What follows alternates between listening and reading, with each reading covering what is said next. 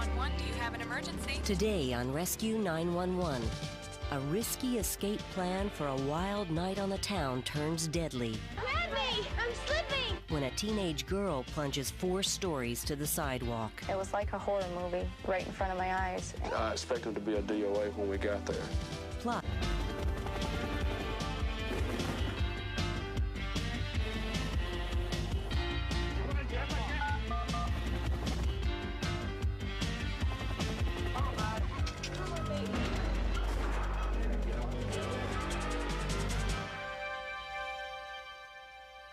On April 10th, 1992, 16-year-old Andrea Jones and her best friend Rachel Coates were enjoying their last night of spring vacation in the resort town of Gulf Shores, Alabama. Andrea's parents had set a midnight curfew, so around 11:45, the 2 girls returned to their family's rented condo.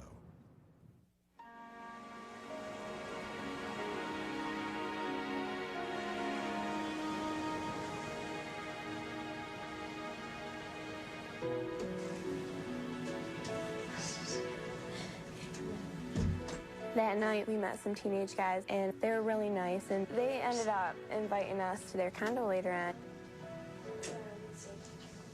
So we knew that we wanted to sneak out. No, I don't, sorry. I can change. I heard the girls come in. I went to their room, and they were both undressing. At least I thought they were. You ready to go to bed now? Yeah. Yeah, I'm tired. Okay, well, we'll see. We just pretended we were getting ready for bed and stuff.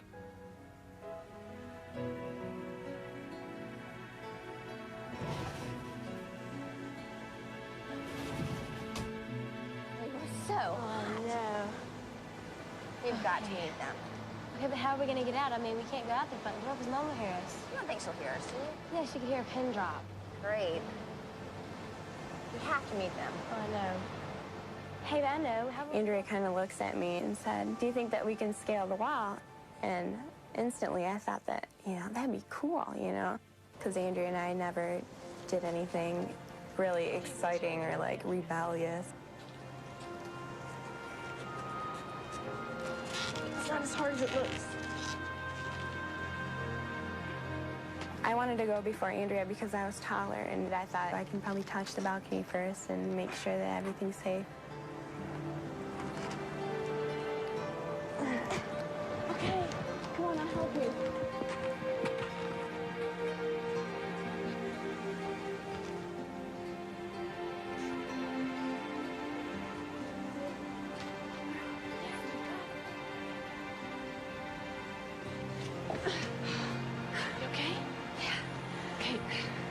Keep going before I chicken out.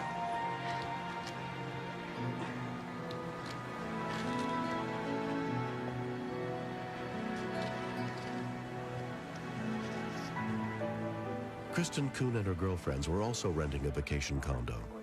We saw some feet coming down the balcony, and we're surprised. I mean, you're not expecting to see somebody climbing down your balcony at midnight. Okay, that one leg. Yeah, don't wiggle so much. I can't hold on to you when you're wiggling. Andrea, stop kicking. Grab me. I can't hold on to you. Climb down our balcony. Grab me. I'm slipping.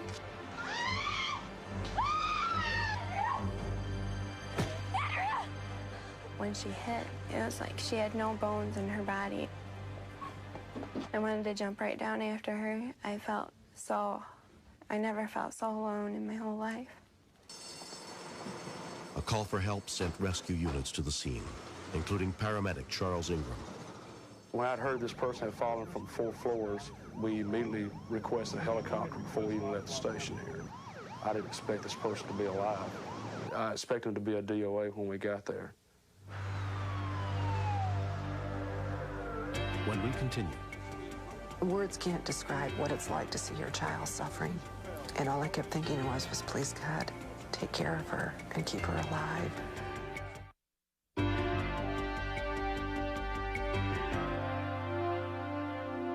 guys, can you hear me? Can you hear me? Her head was tilted to the side. There was blood coming from behind her ear, and her eyes were bulging out of her head. Just hang in there until they get here. It was like a horror movie. right in front of my eyes, and I just couldn't believe it was real. Can you hear me? I thought that she was dead, and it hurt a lot to think about her parents and how was I going to explain this, you know? We did this for a bunch of guys. Hold tight. Paramedics are going to be here soon. Within 5 minutes of the call, the Gulf Shores Fire Department arrived, led by paramedic Corporal Mitchell Sims. In my experience with patients who have fallen, the outcome is usually very poor. Try not to fight us. We're trying to help you, okay? Try not to fight us, ma'am. Can you hear me at all? Time is so critical with a trauma patient because with the brain swelling from the injury, there can be irreversible brain damage. Okay, we got a pressure of 90. Let's go ahead and set it. Andrea's parents, Kathy and Jerry Jones, rushed down to the scene as soon as they were told about the accident. Words can't describe what it's like to see your child suffering and in pain, the way she was suffering.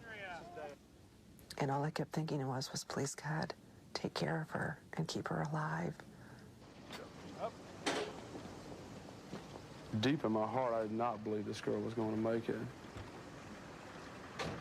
I looked at one of the guys on the ambulance and told him that her mother's heart was probably going to be broken tonight.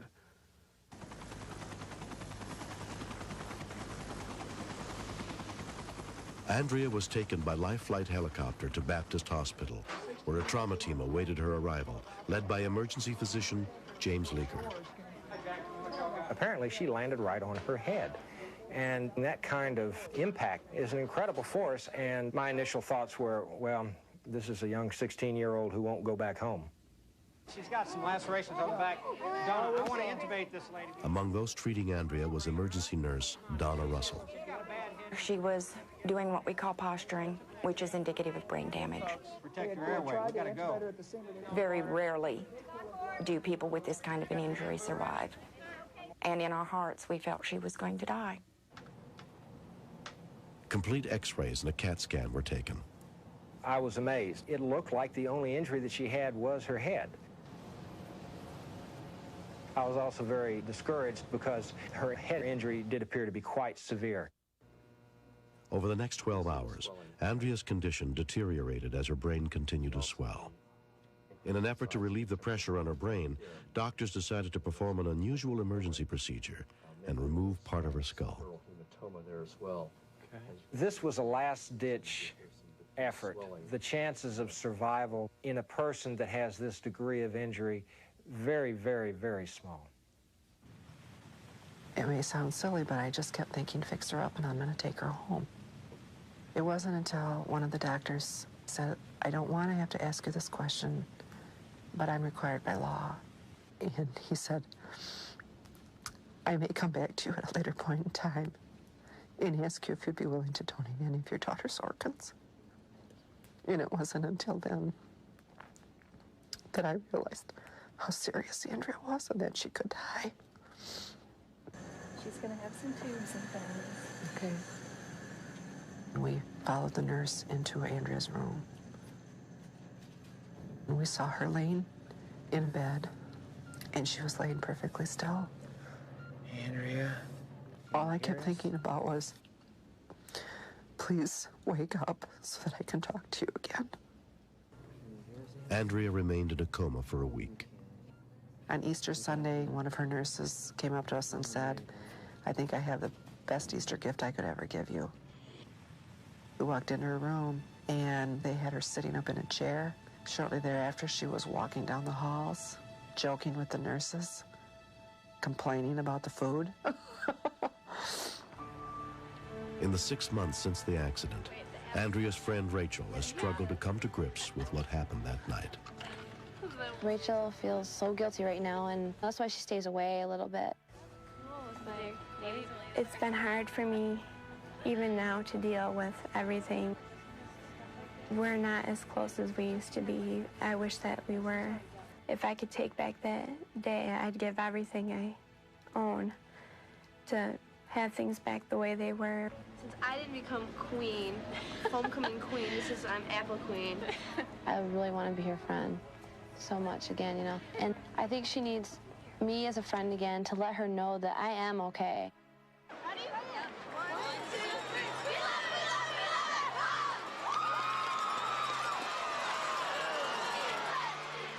I've learned to think before I do things, because you're hurting people that really do love you. You're hurting them and you're hurting yourself, and you're missing life. I want to thank the people that gave their prayers and best wishes to us. I just want to thank them all. Here we go. I'm select. I am a very lucky lady to have my daughter back with me. Every day I cherish that I can see her, that I can talk to her, and know that she is still part of our family. Look good now. Smile for Dad now. Oh, I know, I'm a Gort. Yeah, here it is. Gotcha.